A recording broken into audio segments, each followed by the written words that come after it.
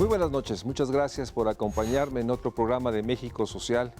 Y hoy tenemos un programa que yo diría nos permite comprender, tratar de realmente tener una visión. ¿Por qué?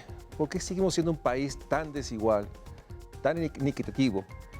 ¿Y por qué finalmente la economía mexicana es realmente una economía que no logra dar oportunidades a todos? Por eso me da mucho gusto tener en el estudio al profesor, investigador de la Facultad de Economía de UNAM, doctor honoris causa de nuestra universidad, al maestro David Ibarra. Muchas gracias por estar aquí en el programa. Déjeme, antes de empezar el programa, ver un reportaje que hizo Canal 11 para poder entonces oírlo y tratar de entender por qué nuestra economía mexicana no logra crecer y no logra ser el fundamento de un país que garantice una vida digna para todos. Vamos a ver el reportaje. México lleva ya más de 3 décadas con un crecimiento económico mediocre.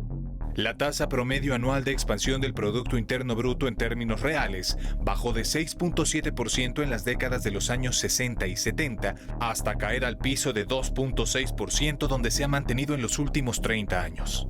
La falta de dinamismo económico que registra nuestro país se expresa también en una reducción importante de su participación en el PIB mundial, bajando de 2.7% en 1990 a 1.4% en 2017. De acuerdo con el último informe de desarrollo en México del Programa Universitario de Estudios del Desarrollo de la UNAM, después del año 2012, la economía mexicana agudizó su desaceleración. Además, el sexenio que concluyó en noviembre de 2018 fue el primero en décadas en lograr un pobre desempeño de la formación de capital fijo, con pérdida de dinamismo en las exportaciones, lo que mantuvo la tasa de expansión del PIB real por debajo del 3%. Frente a este panorama, la perspectiva para 2019 es incierta. La trayectoria de la economía mexicana apunta a un bajo crecimiento en el periodo 2018-2024, arrastrando las consecuencias de las decisiones de política económica de las últimas 3 décadas. Incluso el PIB estaría creciendo a una tasa media anual 2.5% entre 2018 y 2024, muy por debajo del 4% prometido por el actual presidente de la República, Andrés Manuel López Obrador. En este sentido, urge que la estrategia económico-social del nuevo gobierno contemple que el crecimiento y desarrollo del país necesitan mucho más que la inversión productiva del Estado. Se requiere una política impositiva progresiva que construya una nueva política industrial sostenible, así como un nuevo pacto fiscal, una nueva inversión privada, tanto nacional como extranjera directa, y una nueva estrategia de distribución equitativa de la riqueza, donde se dé cauce a la propuesta de la CEPAL de crecer para igualar e igualar para crecer. Maestro, usted lo ha dicho muchas veces, nosotros sus alumnos los hemos escuchado, incluso estas cifras no dan cuenta de una realidad, o sea, la economía no está creciendo por décadas. La pregunta sería, ¿cómo llegamos aquí? ¿Cómo estamos atrapados en este ciclo? Y déjame ponerlo así, ¿cuál es la economía que encuentra el nuevo gobierno? A diciembre del 18, ¿cuál es la situación de la economía en grandes trazos? ¿Cómo la podría describir? Bueno, si usted me permite, yo creo que arrastramos una enorme cantidad de equivocaciones o rutas equivocadas que hemos seguido. En la actualidad, 2 son los problemas fundamentales que tendrá que encarar el nuevo gobierno. El primero viene de fuera. Nuestra inserción en el mundo internacional ha sido defectuosa. ¿Defectuosa por qué? Porque estamos en las cadenas productivas, en los lugares menos beneficiosos, en los lugares donde se hace poco, donde hay poco cambio tecnológico.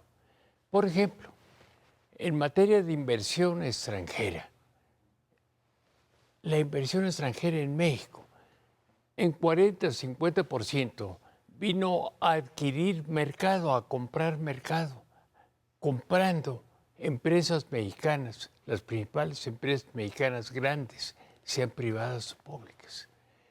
En China, ¿qué es lo que ha hecho la inversión extranjera? Crear mercado, crear producciones. Es decir, crear inversión, vía inversión nuevas producciones que complementan la economía china y que generan empleo. Entonces, nuestra inserción en los mercados externos ha sido tradicionalmente defectuosa. Pero eso no ha sido todo. Nosotros decidimos escoger una vía de desarrollo.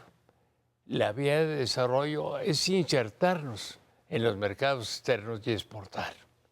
Pero resulta que ahora los mercados externos están en crisis. Las exportaciones del mundo crecen menos que la producción del mundo. ¿Y eso por qué? Porque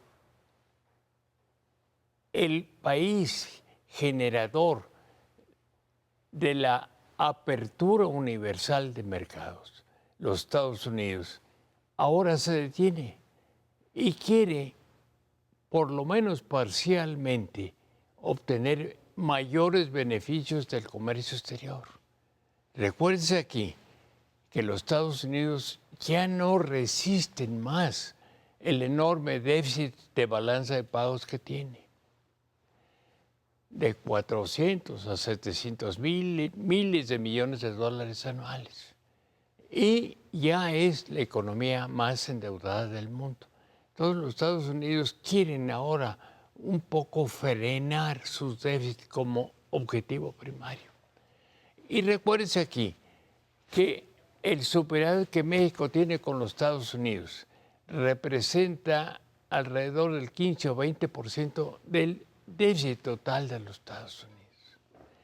Entonces, evidentemente, las ventajas que antes tenía, que para México no eran todas, el mercado común de América del Norte va a dejar de tener el mismo dinamismo. Y además de esto, los Estados Unidos traen una negociación muy difícil con China, traen otra negociación difícil con Europa, fundamentalmente con Alemania, países que tienen enormes superávites exportadores. Entonces, toda la configuración de la economía internacional no auspicia, no apoya la vieja estrategia de crecimiento hacia afuera que nosotros adoptamos. Es un primer problema. Nosotros tenemos que diversificar mucho más, sino mirar más hacia adentro. Porque al ubicarnos en la cola dinámica del comercio exterior, perdemos calidad en los empleos y no favorecemos la distribución del ingreso. Bueno, adentro tenemos otra suerte de problemas. Hemos venido arrastrando una cosa que yo califico como el principal rezago. Hemos perdido iniciativa para configurar nuestras propias políticas. La hemos perdido. Y eso, en la exposición que nos acaban de hacer, se muestra con la disminución en la tasa de crecimiento económico nacional y con la baja inversión. Hemos perdido la iniciativa. ¿En qué sentido la hemos perdido? Bueno, no tenemos política industrial. Nuestra banca presta fundamentalmente al consumo o a los trabajadores porque de esa manera tiene asegurada el repago. Pero no presta fundamentalmente o en medida apropiada a la producción ni a la inversión. Entonces, nuestra banca en conjunto no está vinculada a una política industrial. Y en particular, la banca de desarrollo ha dejado de prestar a la producción. Lo que hace es disminuir fundamentalmente los riesgos a la banca privada, reasegurando los préstamos que ésta hace. Y hasta hace muy pocos meses, la banca de desarrollo no prestaba directamente la producción, sino redescontaba, es decir, no era banca de primer piso. En ese sentido, nuestra política industrial prácticamente ha desaparecido. Y eso implica un problema muy serio, porque es el sector industrial el que usualmente empuja a las economías y empuja los salarios a la alza. Nuestro sector industrial está estancado y en estos últimos meses viene en retroceso con tasas de crecimiento negativas. Eso pasa en el sector industrial. En el sector agrícola estamos igualmente mal. No hemos regenerado los distritos de riego, donde se había concretado una enorme inversión nacional. Y así sucesivamente. Pemex lo hemos abandonado.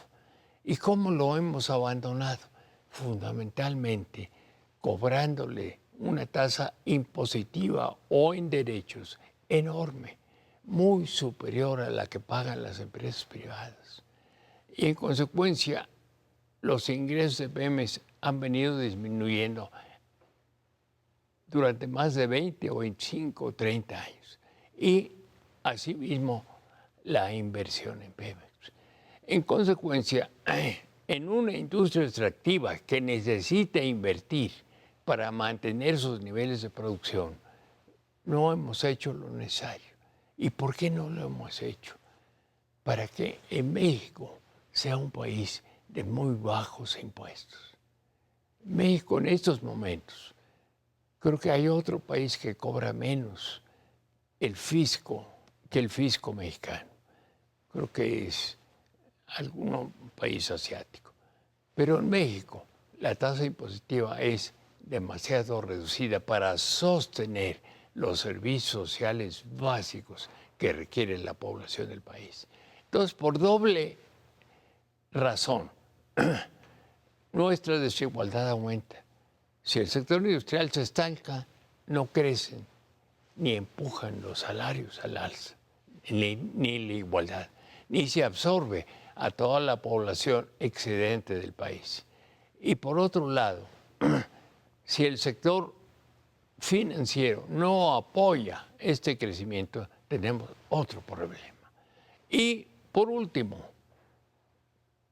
al cobrar pocos impuestos, estamos limitando grandemente la posibilidad de que el Estado, vía transferencias, vía pensiones, vía otros mecanismos, trate de nivelar la distribución nacional del ingreso. Esto pone, digamos, el inicio del sexenio del presidente Andrés Manuel López Obrador en una situación muy compleja.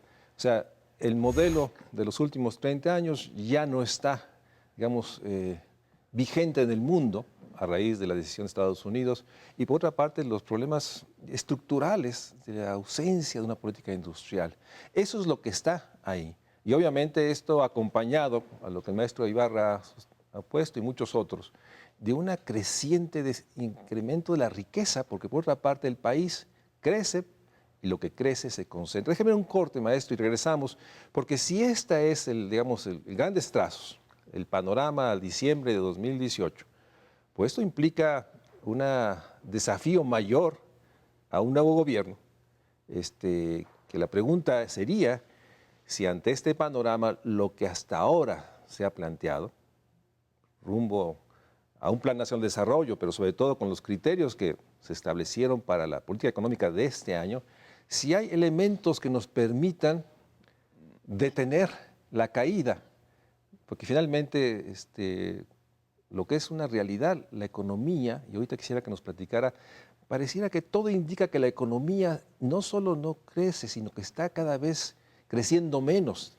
Y eso me gustaría que entráramos regresando del corte.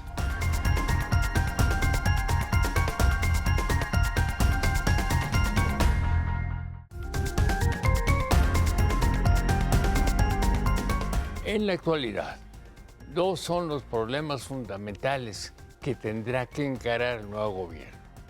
El primero viene de fuera. Nuestra inserción en el mundo internacional ha sido defectuosa. ¿Defectuosa por qué? Porque estamos en las cadenas productivas, en los lugares menos beneficiosos, en los lugares donde se hace poco, donde hay poco cambio tecnológico. Maestro, en el corte me platicaba y me comentaba lo que ha dicho usted insistentemente, yo diría los últimos 6, 7 meses.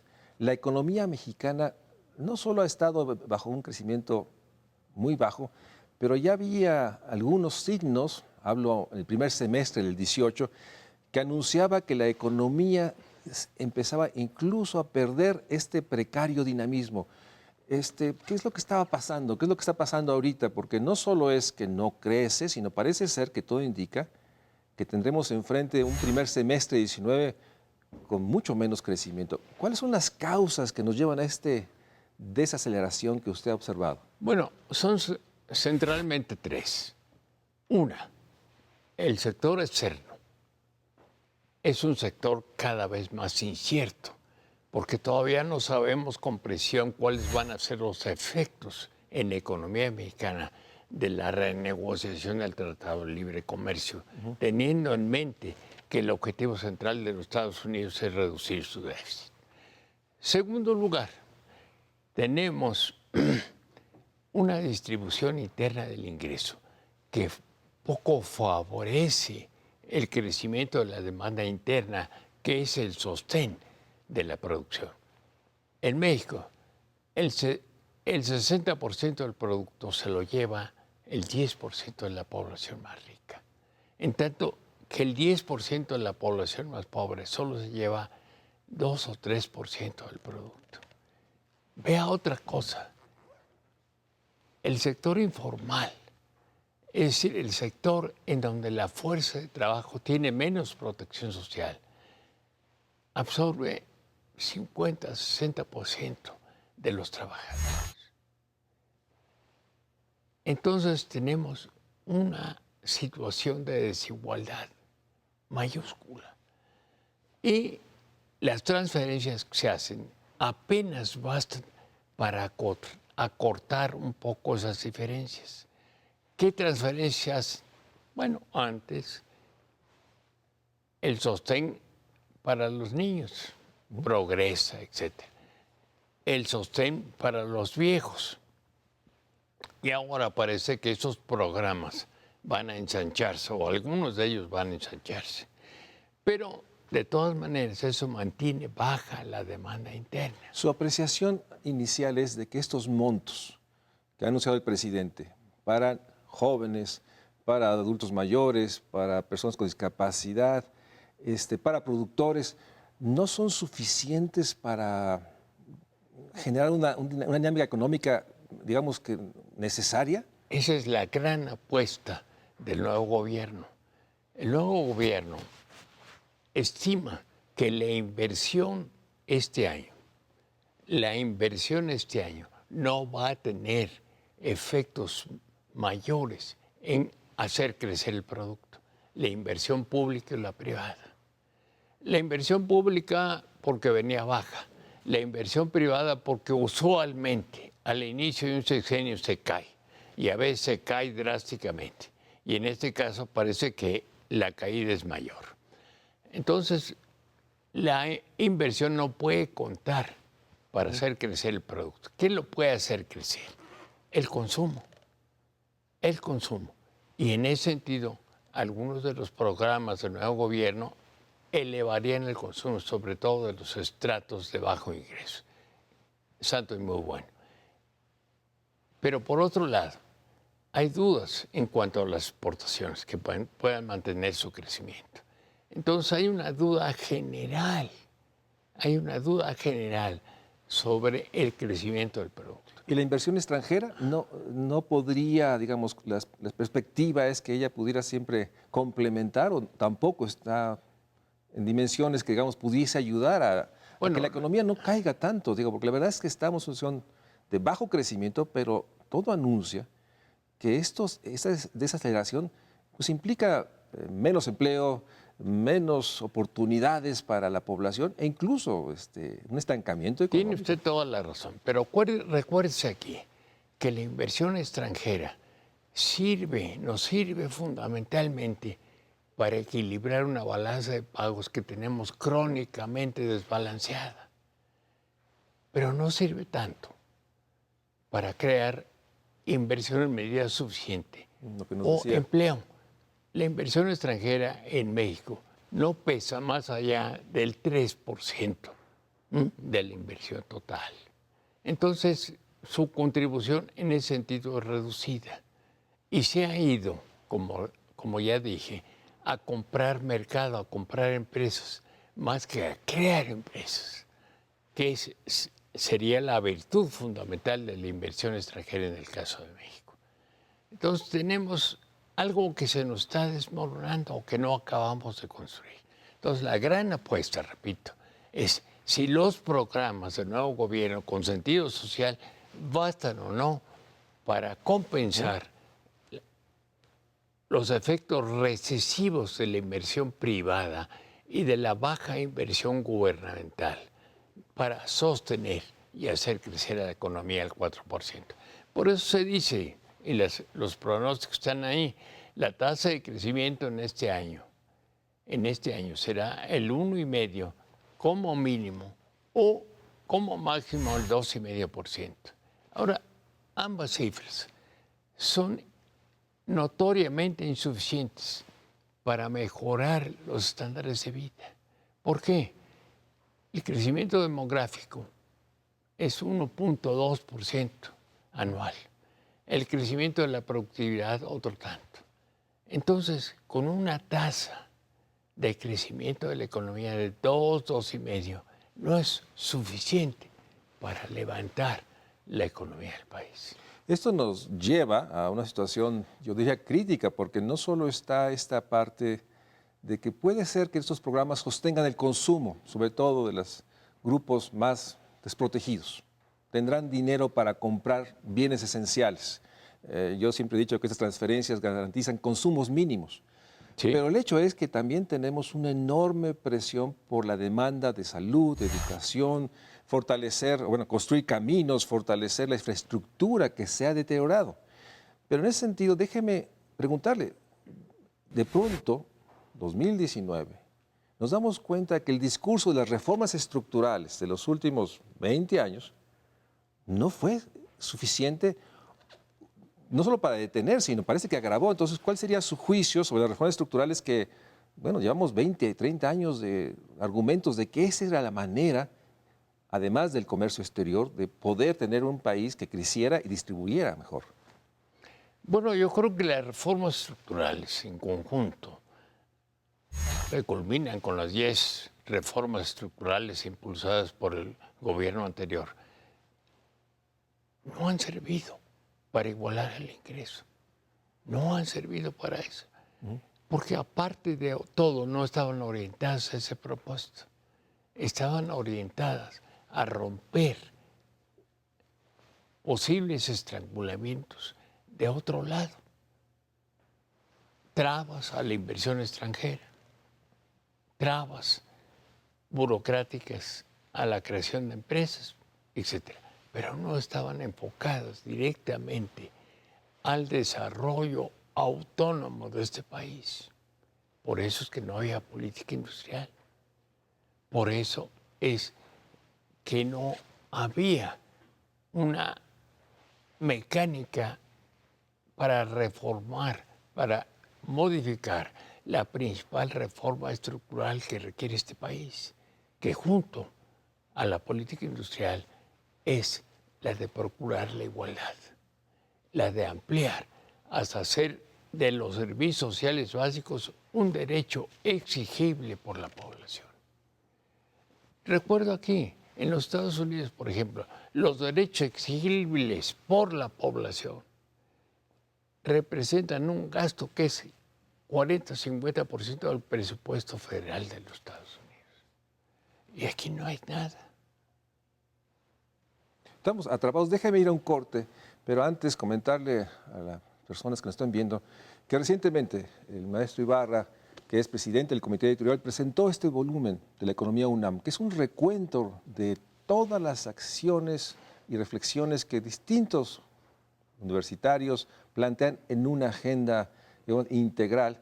Y esto se complementa, y estará en la página también de México Social, con un documento que usted suscribe, maestro, un documento que hizo un grupo llamado Nuevo Curso de Desarrollo hacia una nueva política económica y social. documentos que plantean lo que sería parte del siguiente segmento.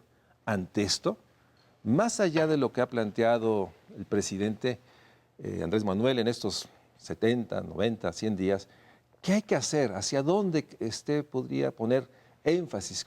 ¿Dónde tiene que poner el esfuerzo?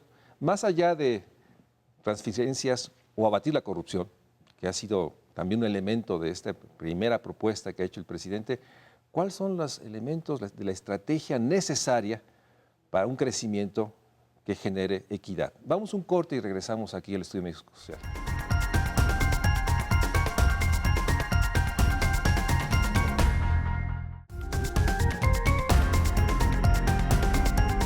Las reformas estructurales en conjunto que culminan con las 10 reformas estructurales impulsadas por el gobierno anterior no han servido para igualar el ingreso. No han servido para eso. Porque aparte de todo, no estaban orientadas a ese propósito. Estaban orientadas a romper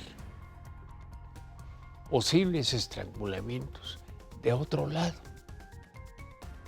Trabas a la inversión extranjera, trabas burocráticas a la creación de empresas, etc. Pero no estaban enfocadas directamente al desarrollo autónomo de este país. Maestro, ante este panorama que nos ha esbozado en grandes trazos, parece, digamos, irrenunciable hacer varios cambios para sacar al país de este estancamiento, fortalecer las capacidades del Estado, no solo para garantizar consumos, sino para realmente garantizar accesos, digamos, de calidad, universales, de salud, de educación y, bueno, de empleo. Y ahí una de las enormes contradicciones es que los programas de Jóvenes en Futuro, que están dando becas para que los jóvenes sean entrenados, pues como van las cosas, en el 2020 la economía no va a crecer y no va a haber empleos para estos jóvenes. Hay también un tema del tiempo que se requiere para movilizar la economía. Pero empecemos por lo primero. ¿Por dónde empezar para empezar a romper esta inercia que nos está atrapando? Mire, primero una reflexión. Yo creo que el nuevo gobierno ha empezado por hacer un arreglo o concesión general, no elevar impuestos, mantener la deuda pública como estaba, mantener los equilibrios macroeconómicos como venían. Pero ¿cómo cubrir todo esto y a la vez hacer algunos programas distintos? Empezar a recobrar la iniciativa. Ellos los han planteado en términos de ahorrar la austeridad republicana. Yo no sé si les alcance o no les alcance, pero aquí hay una intención política, no despertar demasiadas suspicacias y demasiada oposición y iniciar con ahorros la senda de un nuevo desarrollo. A la corta o la larga, ¿qué se tendrá que hacer? Por una parte, hay que regenerar al sector de la banca de desarrollo. ¿Regenerarlo para qué? Para financiar los grandes proyectos de transformación productiva y para dar crédito a los sectores que están ausentes de la posibilidad de acceder al mismo. Eso tiene que hacer la banca de desarrollo y lo puede hacer.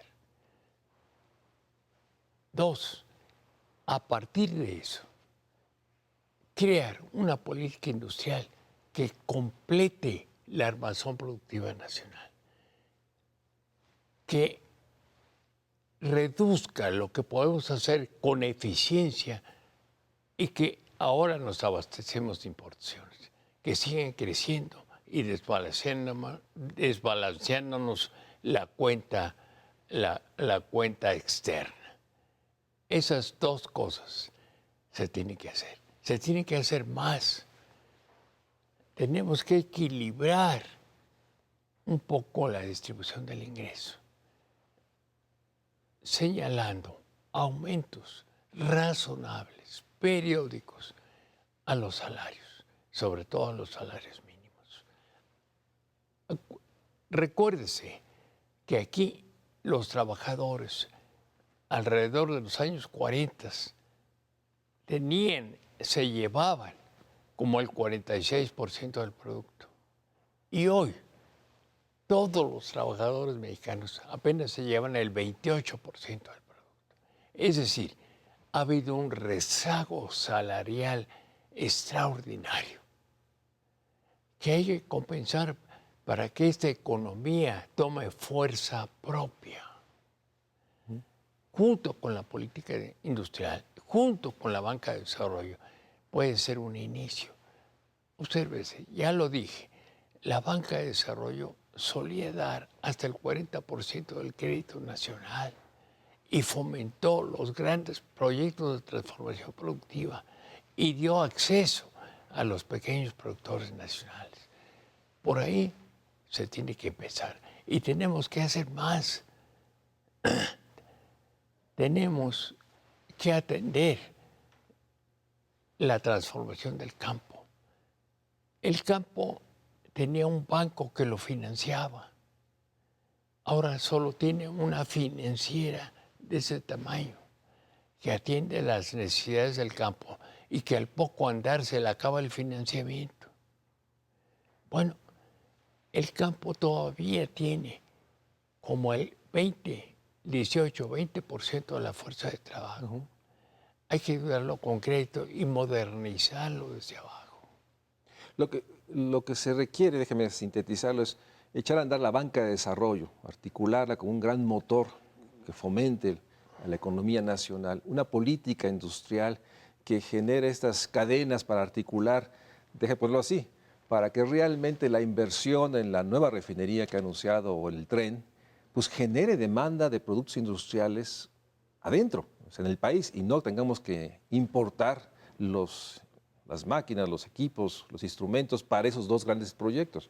Pero eso requiere tiempo, maestro, requiere tiempo y parece ser que en este proceso, en el fondo, necesitamos un Estado que intervenga en la economía y que empiece a dar mensajes, siempre en tensión con los mercados internacionales, con las inercias de los empresarios que han tenido grandes riquezas. Y esto nos lleva a la economía política, o sea, sí va a haber un proceso, digamos, después de este arranque. Se nos olvida que el gobierno apenas arrancó, más allá de lo que hemos hablado del proceso postelectoral, arrancó hace 70 días y está enfrentando los temas de corrupción que están en el sentir de la población, los temas de dar ingresos a la población más debilitada. Y en ese sentido, lo que se requiere es un rediseño de la Secretaría de Economía, de las secretarías, o sea, cómo actuar, cómo hacer todo esto, o sea, porque también tenemos una estructura, digamos, que regula la economía desde el gobierno, que también se ha diluido. Se me vino ahorita el tema de la Secretaría de Economía, debería tener mucho más instrumentos. ¿Cómo ve esa parte? Porque finalmente se requiere mucha y mucha política para poder articular lo que nos ha dicho. Mire, en rigor, como dicen los clásicos de la planeación, para cada objetivo se necesita un instrumento y para cada instrumento se necesita una institución o se necesita usar de manera distinta las instituciones disponibles. Necesitamos transformar muchas de las instituciones nuestras. Necesitamos enfocarlas a producir desarrollo, a producir empleo, a producir igualdad. Y esto es una tarea inmensa. Esta es la tarea fundamental que va a encarar el próximo gobierno. Que está encarando ahorita. Que está encarando ya. Ya, y que tiene realmente un gran desafío. Y hay el tema que todo esto requiere recursos. Y usted lo ha señalado muchas veces, o sea, atrapado en ingresos fiscales que nos pone una enorme debilidad,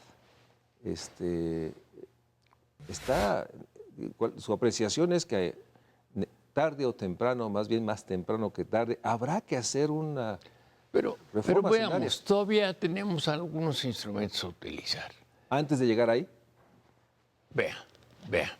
Se necesita dinero para la banca de desarrollo, Sí. se necesita dinero para la inversión, se necesitan recursos para hacer transferencias. Transferencias que van a ser indispensables. El sistema educativo se le ha reducido tantito el presupuesto y creo que el de salud se ha estancado, a pesar de todos los ahorros que se quieren hacer.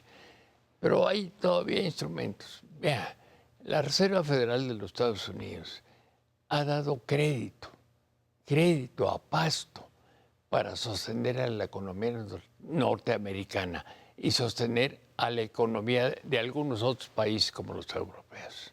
Crédito a pasto, trillones anglosajones de dólares. El Banco Central Mexicano prácticamente da crédito cero. No le da crédito al gobierno, no le da crédito a la banca, no le da crédito a la transformación industrial. Bueno, podíamos empezar a usar ese mecanismo y podíamos empezar a regenerar la banca de desarrollo y podíamos empezar a regular a la banca privada para que dé más crédito a la inversión, no solo al consumo.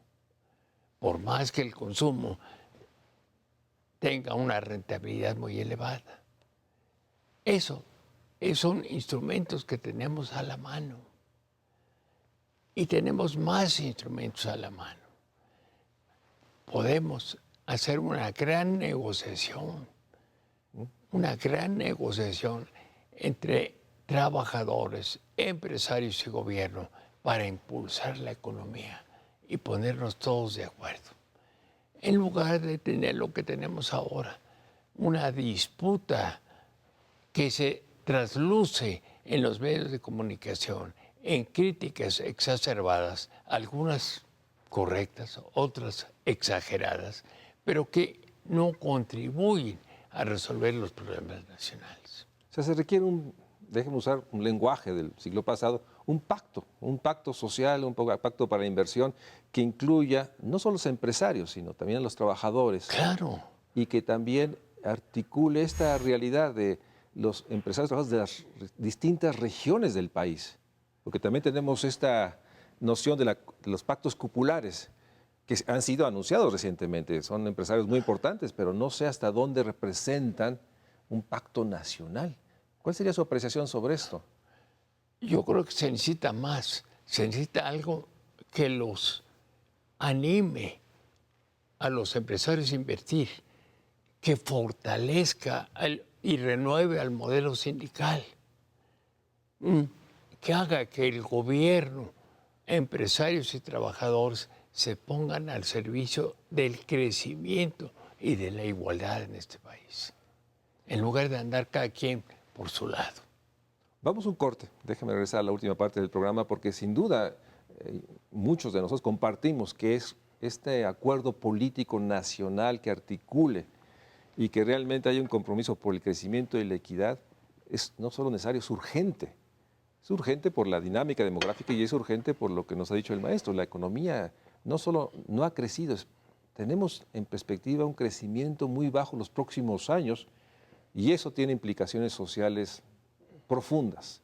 De ahí la urgencia de insistir en lo que el profesor Ibarra nos pone en el centro, un gran acuerdo político nacional en favor del crecimiento con equidad. Vamos a un corte.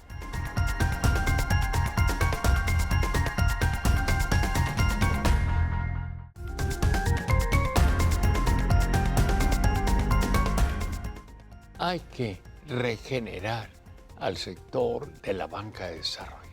¿Regenerarlo para qué? Para financiar los grandes proyectos de transformación productiva y para dar crédito a los sectores que están ausentes de la posibilidad de acceder al mismo. Maestro, nos quedan ya pocos minutos del programa. Y nuevamente está esta enorme complejidad política de estos acuerdos y que por otra parte requieren pues una voluntad de todos los factores de producción, actores de producción, de llegar a este acuerdo en el cual hay una disputa por las nuevas reglas. Si debe haber más impuestos a la extracción de minería, si se debe generar algunos impuestos en transacciones financieras, o si seguimos en este argumento de estos 80, 90 días, de que la austeridad, el combate a la corrupción será suficiente. Pero por otra parte, yo lo he oído a usted muchas veces decir que intentar una reforma hacendaria con una economía que se está estancando es contraria a toda lógica, incluso económica. ¿Cuál sería su planteamiento si tenemos un mercado externo, un mundo global que parece que está en una gran incertidumbre? Si necesitamos dinamizar la demanda interna, pero esto implica, lo que nos ha dicho, pactos para incrementos salariales y Estado de Derecho y enfrentar violencias, digamos, todo lo que está alrededor. Pues pareciera ser que la ruta es este acuerdo político mayor. Y ahí viene la apreciación que le quiero preguntar, ¿qué tan factible lo ve usted? Hay empresarios que han ganado como nunca en los últimos 20 años, que tienen riquezas globales. ¿Qué tan factible percibe usted este acuerdo? Mire, yo no sé si sea factible o no. Acuérdese usted que los países no mueren, pero a veces tardan en encontrar el camino. Yo creo que en la circunstancia presente en México se necesita un gran pacto político que incluya evidentemente a los empresarios, que incluya muchas de las reglas de juego, que incluya la regeneración de la democracia sindical. Aquí los sindicatos, con esta fórmula de crecimiento hacia afuera, se han debilitado. Y eso no es solo cosa de México, ha ocurrido en todo el mundo. La fuerza de los sindicatos como fuerza política equilibradora de la distribución del ingreso se ha disminuido notablemente en todo el mundo, porque se han puesto a competir. Las enormes reservas de mano de obra desempleada que había, por ejemplo, en China o en la India, con los salarios europeos o estadounidenses. Entonces, eso ha debilitado como fuerza equilibradora a los sindicatos. Hay que regenerarlo y hacer que los sindicatos nacionales, en vez de ser partícipes en corruptelas, realmente defiendan a la base de los trabajadores. Se necesita que los empresarios admiten que lo que requiere el país es crecimiento, no utilidades siempre crecientes. Sí son necesarias las utilidades, son indispensables en el funcionamiento de una economía como la nuestra, pero no hay que exagerar. No hay que exagerar. Hay que convenir en un acuerdo que permita que los empresarios ganen, pero que el país prospere. Yo creo que es el pacto, a grandes rasgos, un pacto social que a veces ha fracasado, pero que a veces en algunos países ha tenido un enorme éxito. Déjame regresar a un tema que tocó y que sin duda está en la pregunta de gentes que nos estén viendo, muchas gentes, es ¿realmente hay posibilidad de que el Banco Central, el Banco de México, se convierta en un instrumento que coadyuve el crecimiento? En el dogma, siempre un Banco Central con un solo objetivo, la inflación. ¿Sí puede ser un actor importante? ¿Sí lo ve factible? Bueno, puede ser que no lo sea, puede ser que sí lo sea, pero si uno observa lo que hacen otros bancos centrales, la Reserva Federal de los Estados Unidos tiene dos objetivos, no uno. Tiene el objetivo del empleo y el objetivo de combatir la inflación, los dos, no uno. Y el Banco de México fue un instrumento históricamente muy significativo de desarrollo para el país.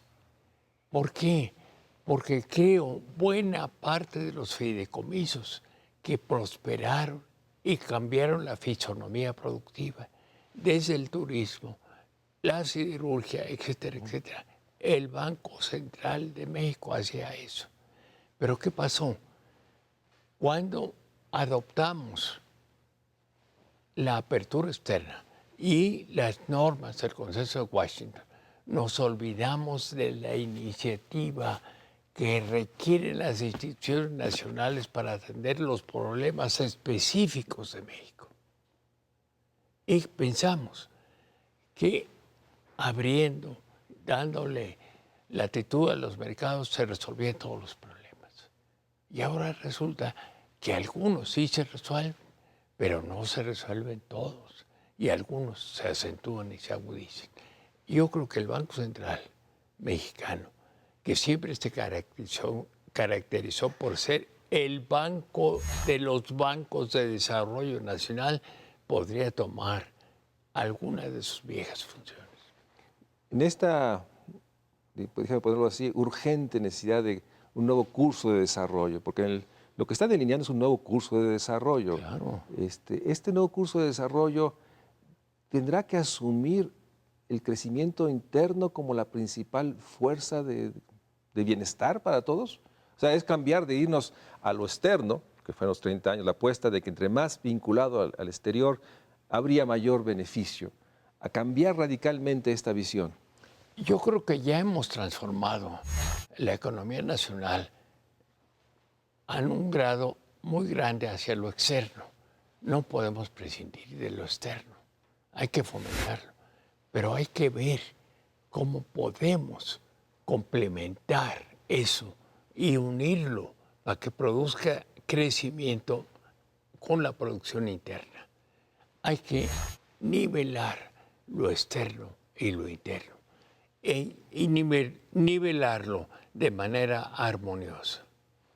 Y esto requeriría, para hacerlo, nuevamente, el instrumento son una infraestructura que articule regiones.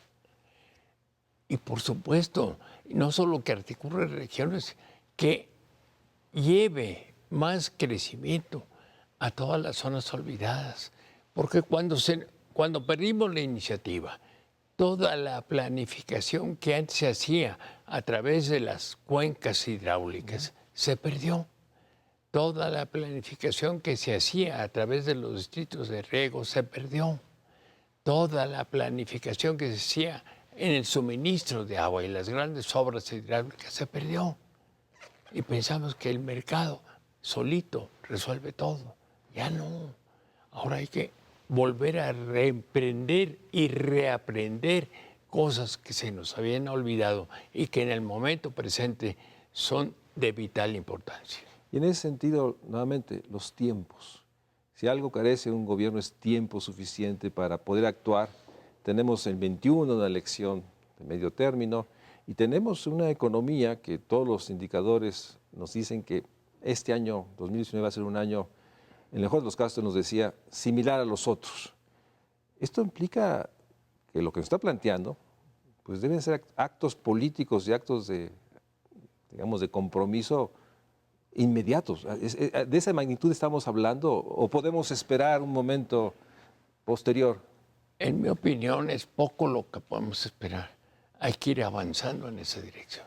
Pero también hay que formar una base social que esté tranquila. Que esté tranquila. Y en eso el gobierno ha tomado 2 o 3 iniciativas. Este proceso, digamos, inicial de estos 100 días, casi 100 días, sí, le permite ir articulando. Ir articulando y tranquilizando.